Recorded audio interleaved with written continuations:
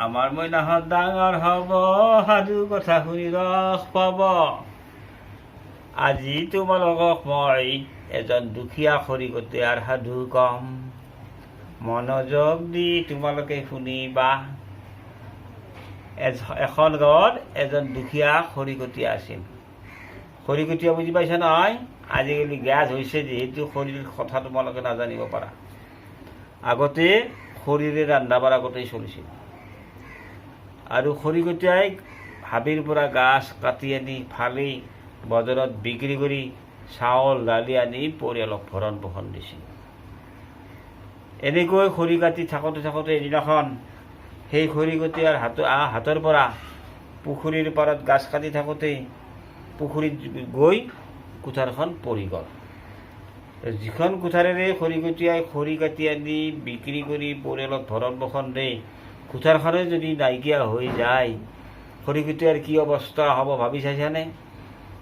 খৰিকটীয়াৰো সেই একেই অৱস্থা হ'ল যে মই কিহেৰে তানে খৰি কাটিম, কেনেকৈ তানে পৰিয়ালক ভৰণ পোষণ দিম, এই বুলি ভাবি চিন্তি তেওঁ দুখ মনেৰে পুখুৰীৰ পাৰত মূৰে কপালে হাত থৈ কান্দিবলৈ ধৰিলে।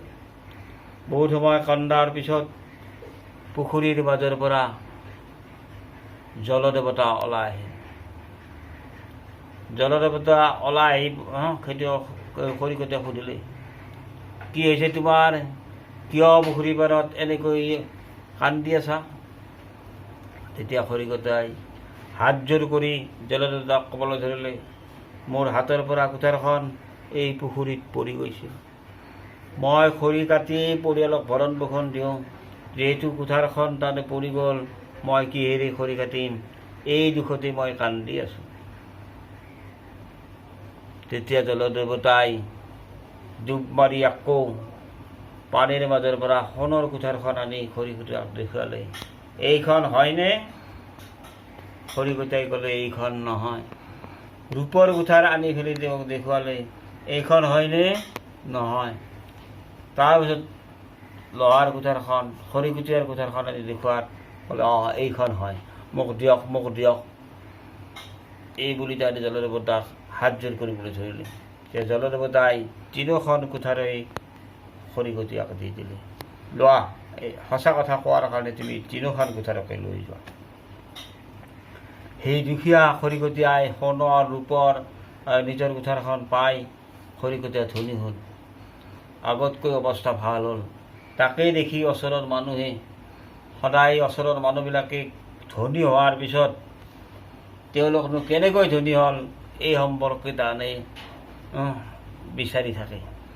কিবাকৈ বিচাৰি গম পালে যে খৰিকটীয়াই এনেকৈ পুখুৰীত কুঠাৰখন পৰি যোৱাত তিনিওখন কুঠাৰ যে পাইছে সোণ ৰূপৰ, এই খবৰটো পাই আন এজন তানে দুখীয়াই খৰিকটীয়াই গৈ তানে নিজৰ কুঠাৰখন নিজেই পেলাই দিলে।